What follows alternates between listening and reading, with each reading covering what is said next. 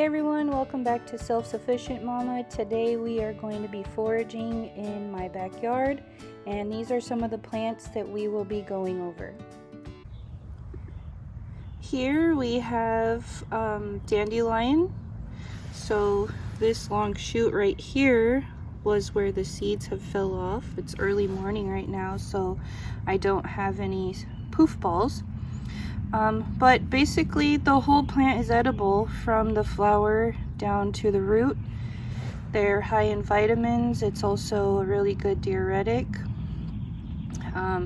You can make many things out of all parts of the dandelions. The roots you can use for tinctures and make coffee when you roast the roots. Flowers, there's lots of people making dandelion jelly right now and make tea. I make peppermint and dandelion flower tea, but these pretty much go all year round except for in the winter. Sometimes they pop up if it's warm enough, and these are one of my favorites. My kid comes out here, plucks the flowers and eats them. This plant right here is the plantain. The easiest way to identify it is it has these little shoots that pop up right here. There are different types of plantain, but you pretty much use them all the same. Cut them up and use them as a green. You can also make salves, and they are also high in vitamins and minerals, just like all the other plants we have talked about on here. And this also grows all over the place and is ready for you to start using. Here we have horseweed, and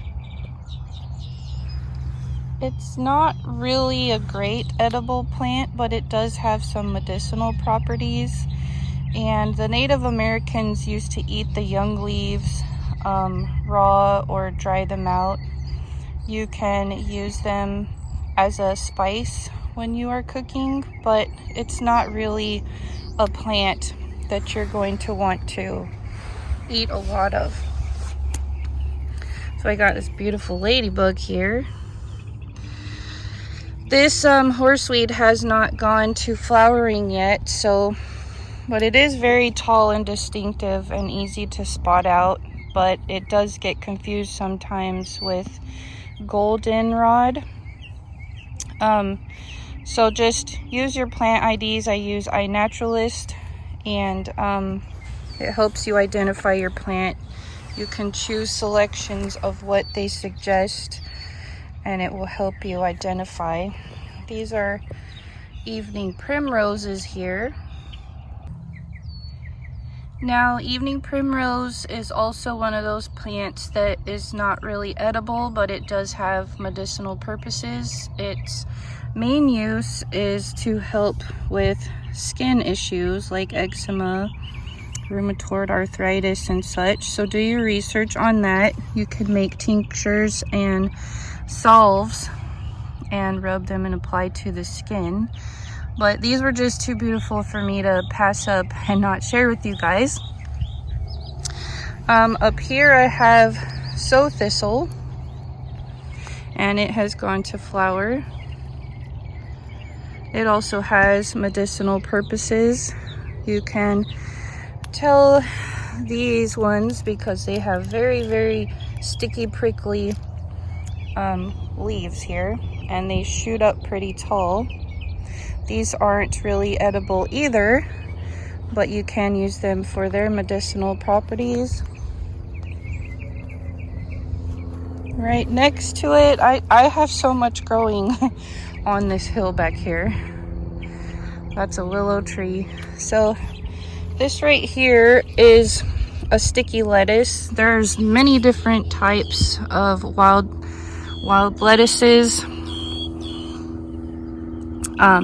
This one obviously has really big prickly spines. They won't poke you, they are soft, but you want to eat the young leaves of these.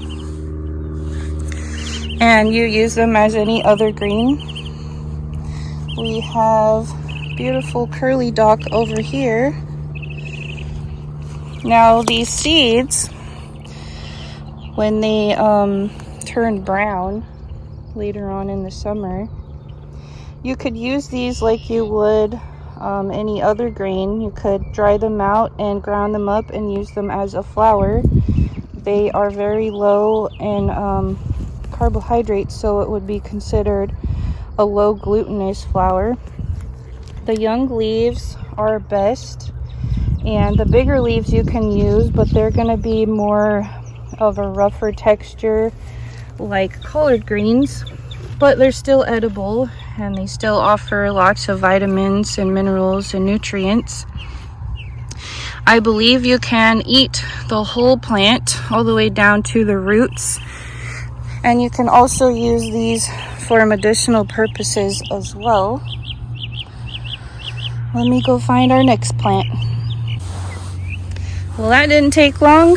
Right next door to our curly dock here, we have Henbit, which is getting more scarce since we're getting into summer weather here in Texas. But this is Henbit. Let me zoom in here. It does get confused with purple dead nettle, but we like to come and pick all the little flowers off and make a tea. But you can use this just as any other green as well. Put it in your smoothies. Has lots of vitamins and minerals like all these plants do. Very beneficial to us all. Helps us clear out toxins in our body and purifies our liver and just helps us be more healthier. And best of all of this stuff is free. Growing around in your yard or property or in wild places. Here we have some yellow Woodsorrel growing next to our Henbit and horsetail. I zoomed in because this is a small patch, but this is also edible. You don't want to eat a lot. Just throw it in a salad or your omelet. Use it as a tea. Now, all of these goldenrod here are very young. They have not sprouted any flowers yet. But as you could see, these right here, I had a frog jump in the pond. These right here are from last year, and they are the sprouts from the flowers.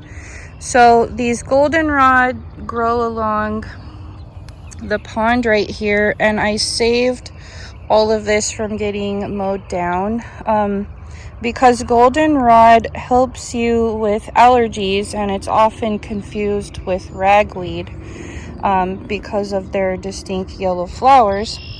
But you can use the leaves, even though the flowers haven't came in yet. You can use the leaves and use them in a tea to help you with your allergies and also some other medicinal purposes.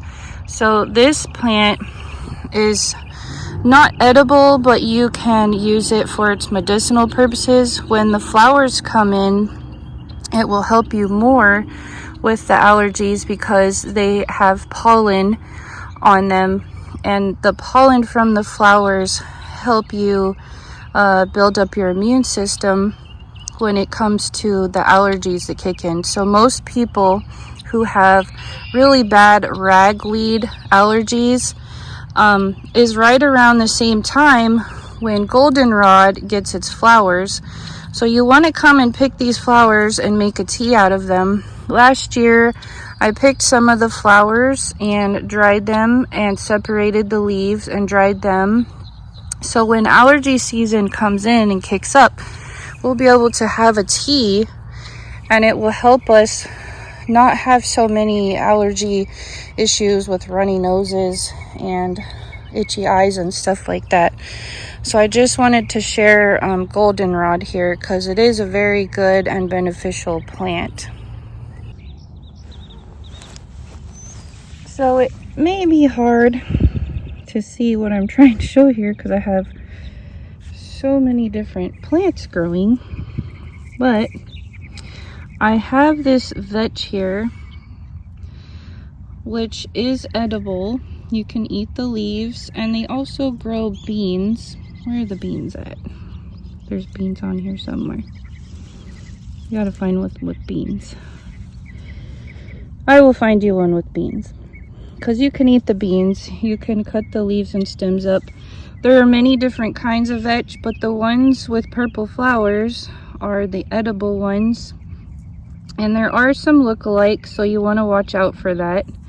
But these are like little vines, and they grow like beans. They grow little beans on them. And right next to a giant anthill too, so I'm trying to avoid that. But if I could find one with beans. Alright, so I did find some vetch that did have beans on it. Just happened to be over by my greenhouse. So here is one or two of the bean pods that grow on the vetch, so you can eat these. You do want to catch them when they are young, before they pop open and drop all the seeds. But yes, you can eat the vetch. And of course, everybody knows we can all eat blackberries, which I have growing in abundance over here. There are different kinds of blackberries, but we all know we can eat these blackberries. These ones are the spiky ones, and I have some non-spiky ones growing around the corner. Right here, I have the non-spiky blackberry plant. Don't have no spikes on it. And of course, just like every other berrying plant that's edible for us, you can use the leaves, dry them out, and make a tea with them, like wild strawberries, these blackberries here. And they also are packed full of vitamins and nutrients and help medicinally. And I think that is all I have in my yard on my property that I could find today. I did not find any stinging nettle. It must not be coming out yet, but here's another horseweed here. There's lots of plants you could utilize. Oh, I did want to show you, because there's so many different kinds of the lettuces here, wild lettuces.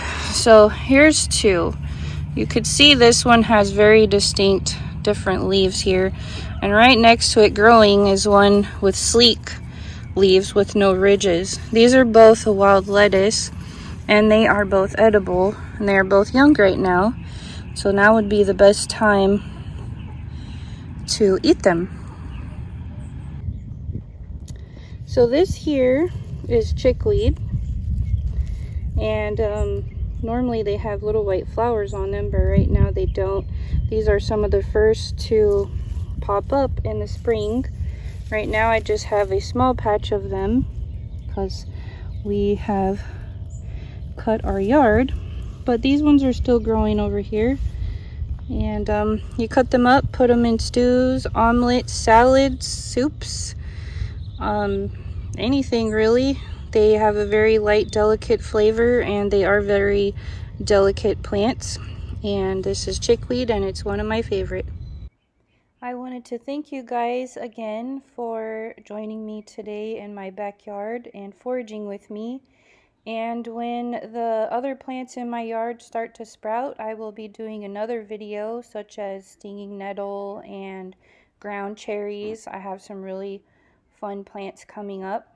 So thank you guys all for watching, and I'll see you guys later.